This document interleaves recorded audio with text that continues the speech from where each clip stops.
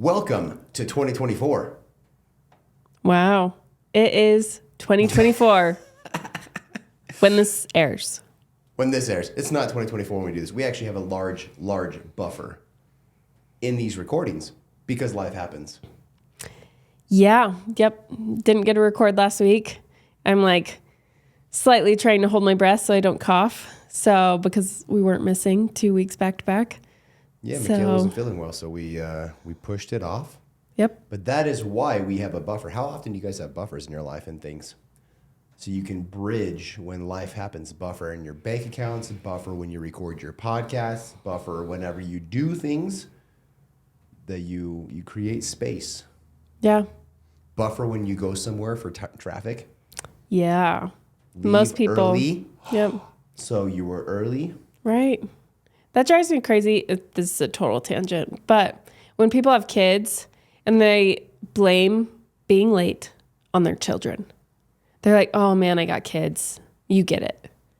No, I don't actually, because I know I have kids and I know it takes me 20 minutes to get them in the car. And so I plan to leave 30 minutes earlier than I actually have to leave because it's on me taking accountability for me.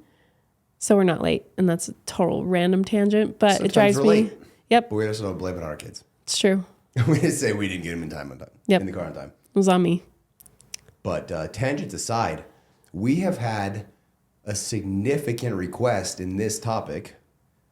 I recently, more or less, interviewed a friend going through a divorce, second divorce. She asked me to cover this topic. And then right after that, I was standing in the airport, hashtag to the couple that I met at the airport. I randomly approached a cute couple. I'm like, man, I'm pretty positive they're engaged or just got married. They're just cutesy like that. So I approached them and started asking them, what would you want to hear in a podcast about relationships? And they dropped some serious fire. One of them was this topic, which we already had planned. So, Yep. And there's been actually quite a few people that have requested this topic. So we wanted to save it for the first of the year to kick it off. Because it's awesome and it's huge. It's so important. And I'm actually surprised how many people don't know what the 5 love languages are. What are they? Are you ready? Let's hear it. Okay. The 5 love languages. There's a book. It's amazing. Go get it. If you want to dig deep into every single part of this. Or just do the quiz. We'll do that too. I mean, do the quiz now. Just like pause the Yeah. episode. Do the quiz. Then this is all really going to make sense. Yeah, there you go. All right. 5 love languages. Number 1, I'm going to go with my favorite first. Physical touch. Okay. Number 2, acts of service, quality time, words of affirmation, and gifts. Boom. Those are the 5 love languages. Now, there's a quiz that you can go take. I encourage you to go take it as a couple. Mm-hmm. That part's huge. Yes. And talk about it. Talk about your answers. Often. It may surprise you what you get. So Michaela and I were first introduced to the 5 love languages probably our second year of marriage. Yeah. Our first year, which we've talked a little bit, was kind of a struggle. We were both a hormonal mess. Yeah. And we were young and dumb and learning. And that is part of growth and that's a part of life. And it's a very healthy thing. And I don't regret any of it. And then we learned about the 5 love languages. Somebody introduced it to us. I don't even know who it was. I don't remember. It was a friend. Maybe it was a podcast, actually. I actually think it was Ed Milet. That's actually before Ed Milet. This is before Ed Milet's podcast even came out. But don't even know. When we first did it, we read the book pretty quickly. Did the Cliff Notes version. This is back when neither of us read. That has now since changed. And we knew pretty quickly what ours were. I mean, you can probably surmise just by hearing them, this is probably me. But then you may not know your secondary or your tertiary Yeah. love languages. But there's a kicker to all this. There's a big kicker. I hear on a constant basis, I just don't feel loved. I just, my, I love my spouse, but they just don't love me back. I don't understand. I don't get through. I don't know why they can't figure it out. Or you have the sentence that drives me absolutely bonkers. We fell out of love. BS. I call BS. I hate that You sentence. don't fall out of love because love is a verb. Mm-hmm. It's something you do. It's an action. It's not a noun. Yep. You don't fall out of it like you fall out of a car. Oh, man. Even in that case, it's a verb. That just means you stopped working on your relationship. Yes. Yeah. So, when you take this quiz, which you should have by now already taken it, it's not that long, it's not that hard. There's no right or wrong answer. You simply put in what comes to you first. Don't sit there and be like, in this case it's that, in this case. No, just what comes first. And here's the thing. It's gonna change. It'll change as you change throughout your life in every season. Your answers may change.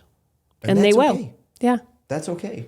For instance, Michaela said her favorite one is hers. Physical touch. Physical touch. And I will tell you what, I sucked at that one for like 8.5 years. That's not a lie. It was very difficult, especially the first year we were married. I totally went into marriage thinking it was Romance just... novel status. Yep, a romance novel. And yeah, it was not. And to couple it with the fact that my hormones were messed up, so I had zero libido Yeah. of any kind. Yeah. So it was a great stress to my mind to be intimate. Yeah. And that caused a great stress in our relationship. Go figure. There were way too many nights that I would literally cry and be like, why can I not turn you on? Why can I not do this for you? Like, I don't understand. Am I not pretty enough? Like, what is going on? Little did I know it had nothing to do with me. We have had that exact conversation, by the way, with a lot of couples. Yeah. And I've had that exact conversation with men. And they say, dude, I don't understand. Like, I try to be intimate. I try, and it's just so hard. What is wrong with me? Am I broken? Yes, actually, you are broken. Go get on hormones. I've had that conversation with probably at least a dozen men. Yeah. And they are literally crying to me that they cannot be with their spouse in the way their spouse wants to be received. And they don't know why their body doesn't work. Yeah. Well, little did you know that there's a thing called the American diet and genetics. And if you grew up in America and you're a dude and you're between the ages of 20 and 50, it is a very high possibility your testosterone levels are in the pooper. Yeah. That you need to go get them checked out. So here's a fun fact. When we got tested, Michaela and I both got tested the same day. Well, I got tested and like a week later she got tested. Michaela had more testosterone than me. Yep. Yep, she had more than me. Yeah. And it made a lot of sense. Yeah. And then we corrected my hormones and things got a little bit easier.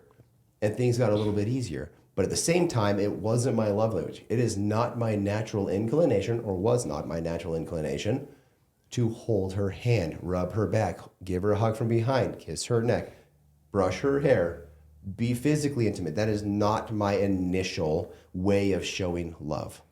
Yeah. Because and it's not my love language. Brad, what is your love language? You should tell me that one. Acts of freaking service. That's what it is. Acts of service. Do you want to know what like one of my lowest ones is? Acts of freaking service. Yep. And that is one of Michaela's lowest, my highest. And so initially when we were together, something for me, something that I will notice every time you clean the house, I'll notice it. Yep. You do the dishes, I will notice it. You do the laundry and actually put it away, I will notice it. Without fail, every time. I may not say it, but I notice it every time. Yeah. Every time. And it's one of those, oh, she's the best. It's one of those feelings, and it's really, really difficult to explain. I just feel loved. I feel cared for because she's thinking about me. Because she knows that if I come home and there's dishes in the sink, You will do them. I will do them. Instead of spending time with me, which is what I want you to do. when you come home because I haven't seen you all day. And I'm super excited for you to get home. All I want is for you to come be with me. And by the way, that's a transition from where she was years ago. Yeah. My secondary is quality time. Yeah. My primary is acts of service. I'm doing the dishes, one, because it's one of my pet peeves, but two, so she doesn't have to. Yeah. I'm doing it so she doesn't have to. She's tired from taking care of the boys. She just put the dishes in the sink because she's tired. And so I do them so she doesn't have to. And you know what's funny is this will go into a different episode that we'll do on the disagreement that we had where Brad will, and I'm learning this to recognize that this is his main love language because I don't usually receive this as like, oh, he's showing me love this way. It's just like, why are you doing that? Because he'll come home and do the laundry when I would so rather him be like playing with the kids or being with me. I'll be like, where did Brad go? He just got home. He will be upstairs folding the laundry that is piled high on the bed. He will be folding the laundry. And I'm like, oh my gosh, I will do it later. It's not a big deal. It's not important to me, but he will go do it and get it done. Did you catch what she said? She says, I am learning. Yeah.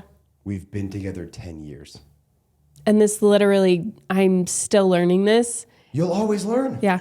You'll always keep growing, always keep learning, always find little triggers and little nuances and little things. And Michaela earlier said that she just wants me to be with her. That was not one of her love languages 5 years ago. Before kids, that was not a love language. Her love language was physical touch, words of affirmation, and gifts. Those were her three primary, secondary, and kind of secondary. Wasn't really tertiary there. She needed to hear me say, you're pretty, I love you, or any of a sweet relationship type words. Term of endearment. She needed those terms. Yeah. Required. Because she didn't have her own self-confidence. Yeah. And then as the self-confidence rose and she got her own, became in her own, that one kind of fell away. Still there. I got a lot better using those words, but it's not needed these days. It's just appreciated. Now, like on date night, I'll be like, you can tell me I'm pretty because I already know it. Like, she does say I'll that. physically say that. That's an actual statement that happens. And then gifts. That is my lowest. Yeah. I was not raised in a household where gifts were a big thing. Which goes back to birthdays and like wanting flowers and chocolates and things like that. And it wasn't a thought. It's not a big thing. And it hasn't been my whole life. Throwback to 2002. We were moving from New Jersey to Utah, and my dad bought me tickets to the Tony Hawk Boom Boom Huck Jam. It was all of the gold, silver, and bronze medalists for the X Games. And he bought us front row tickets. And he surprised me. And I remember sitting on the computer doing my homework, and he put the paper down, and he was like, dude, look at that. And it was something I'd been talking about, saying I really wanted to go, and it was just too expensive, and it was just something we were going to make. Well, he made it happen. And I remember being like, that's awesome, Dad, thanks. And that was my full reaction. And he sat back, he's like, what the freak, bro? Like, you've been talking about this for months. That's all I got was thanks, man. And we went, and I had a blast of a time. I loved every second of it. I was so stoked to have tickets. That's just my natural response to things. I don't get big on gifts. I never have. And I've surprised you numerous times. I surprised you last year with plane tickets to California. And she was a little bummed because I'm like, that's awesome. I like videoed the whole thing, was so stoked about it. And I'm like, this is huge, and surprised you. And you were like, wow, thanks. Like, and I mean it. And you do. Yeah. But that's just me. And I mean, I can try and fake it, but you'll know it's faked. But think about other couples when they get put in this situation, right? And their partner is showing love and they want some big response. Like, oh my gosh, you got this for me. Like some amazing response, and they don't get it. How many times do people get offended by that? Or all the time. Take that so personal that, oh my gosh, you didn't love it or you don't love me because they didn't respond the way you wanted them to. You made an assumption and you took it personally. You should go back and listen to the 4 agreements. Yeah. Interesting. These all tie together. So, gifts. What does Michaela do now? I just go buy my own gifts. She goes and buys her own flowers. I do. Miley Cyrus, isn't that who sang that song? Oh, yeah. I can buy my own flowers. Buy my own freaking flowers? Yep. There you go. Michaela's been doing it long before her. She started buying her own gifts. Instead of telling me, like, hey, you should probably go get me something. When we first got married, there was a store by us called Charming Charlie's. She always wanted to get little Charming Charlie's. I'm like, why the freak do you want something stupid from Charming Charlie's? They're cheap little necklaces and cheap little earrings, and they're just going to turn your skin green because they're all copper. And Brad will not buy anything fake. I'm going to tell you that now. It drives me crazy sometimes because I'll ask him, like, I want a necklace for Christmas or something. And he's like, oh, I only get the real deal. Like, you can't do... She wanted birthstones in a necklace. This was last year. Yeah. 2 years ago? Last year? I don't even know. Last year. Yeah. Because our son was a year old. It was just before his birthday. Yep. And she wanted a necklace with birthstones. And she was like sending me all these little $15 and $20 necklaces with fake plastic gems in them that looked cute and pretty. Somewhere $50 on Etsy. Somewhere fitsy on. They were still fake. Yeah. They were still cubic zirconium diamonds. They're not real. And so I went to our jeweler and we had one made. Yeah. And it's beautiful and I love it. We set money aside slowly over time. And then we went and had a necklace custom made. Yeah. And it wasn't $50. It was not. No, it was like $3,000. Yep. But we saved up for it. It was not a spur of the moment. It was not a spontaneous trigger pull. Yeah. And I love it. And I wear it all the time. You wearing it right now? No. No. I usually Not am. So, and Michaela still gets me gifts. If you're watching the video, hashtag go watch the YouTube video. This necklace that you see me always wearing, if you ever see me, ever, it's on me. Yes. Michaela had this made for me as a gift, and I love it. Yes. They're It's tied amazing. on. This gift right here, this bracelet, you're seeing me in the last like 2 years wear this bracelet. This is tied on. This doesn't come off. She still has that gift, or she still has that love language. But the point that we're getting at is you must show love in the way they understand it. It's huge. That is the reason why you need to know your love language, and your spouse needs to know yours, because they can't know how to love you if you don't know how to love yourself. And that's also how to love yourself. You're like, oh man, like I just don't really love myself. It's probably because you're not performing the love language on yourself. Yeah. Love it on yourself, and then love your spouse in the way they receive love. Not the way you think they should, not the way you feel love. Nobody cares about that but you. Yeah. But in the way of relationship, love them in the way they want to hear it. Well, because that's how we give love, is we give love the way that we want to be loved.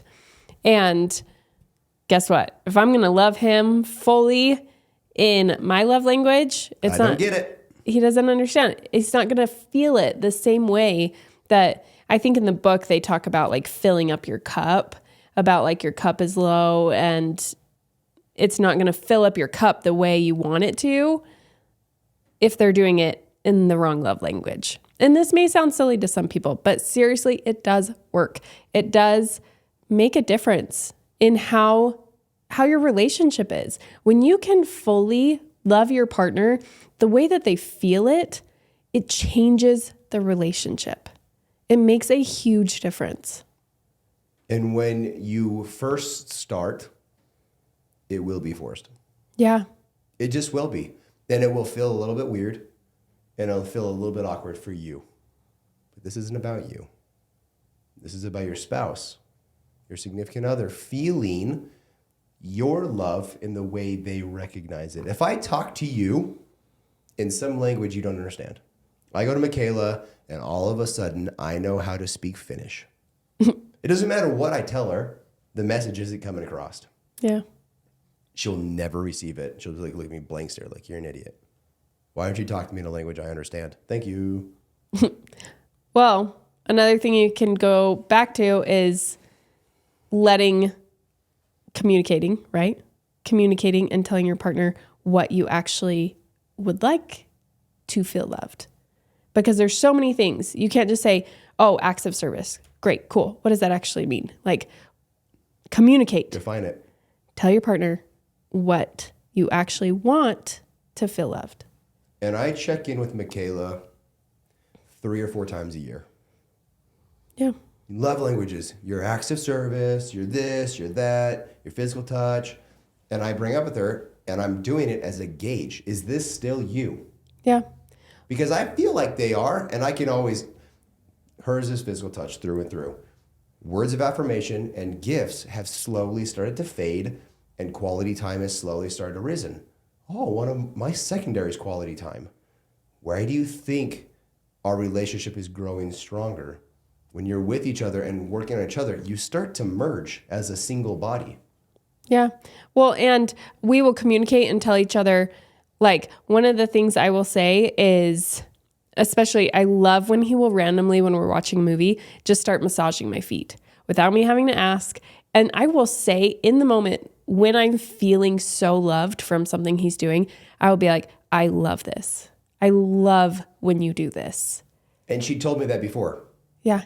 She's told me, hey, when we sit down on the couch and watch movies, I love when you rub my feet randomly. Yeah. So when we're sitting there, she throws her legs over my lap, just unconsciously. She's just laying there because she wants to be touched, because her love language is physical touch. I know she loves me to massage her feet without being asked. Yeah. And sometimes when I like into the movie, she'll say, hey, can you rub my feet? Or I'll just hit you with my feet. Or she'll smack me in the chest with her feet or my face.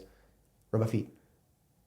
But tell your partner, no matter what love language it is, talk to them about it. And as things come up and as you're like, wow, I would love if they did this, like this specific thing, if you do this, means the world to me. How often are we giving a partner like little tips and things like, to if you do this, this will mean the world to me. That will help. Having that communication and letting your partner know, like, this right here, I feel so loved. And your partner's going to want to do that. Ta-da. So to finish this up, 5 love languages, go do the test. Go look into it. Look into the different things. We kind of focused more on what our specific love languages are, but go dive into each of them, or They're all important. they are. You That's end up just ours. you end up using all of them, but have the conversations. Figure out what yours are. Figure out what your partners are, and learn to love them that way. And fun fact, this goes really, really far for like business relationships, friend relationships. When you know somebody's love language, how they feel loved, you build relationships. Yeah. That is a secret superpower. It's huge. If you know somebody's love language is physical touch, give them a hug. Every time you see them, give them a hug. If you know it's words of affirmation, I love you. I appreciate you. I'm grateful for you. If it's quality time, just schedule time to go have dinner together. You'll be amazed how far your relationships go. This is not just, and that goes with all the tips and tricks we give you. This is not just your intimate relationship. That's the focus of this show. Yeah. But this goes for all relationships. And your kids. There are actually different books. There is a 5 love language book for parents or about your kids. Like, that's huge. We've talked about that a ton with our kids. And it's cool to see how your kids start acting better when they feel so loved in their love language. It's huge. Our oldest is physical touch, like his mom. Yeah. Our youngest is not. Nope. He does not like to be held. He has not liked to be held since the day he was born, literally. Yeah. He would rather you lay him on the ground when he was a brand new infant, newborn. Yep. Lay him in the crib. He's happier there. Yeah. So we also knew this very quickly. So we went a little bit long. Worth it. Yes. You can find me on socials, Mr. Brad Draper. And Draper choosing us. Have this conversation with your friends, your family, your loved ones. Continue this conversation and listen to this with your spouse. Share it. It's important. Yep. Like it, subscribe to it, download it for future listenings. Until next week, we love you guys. Bye. See ya.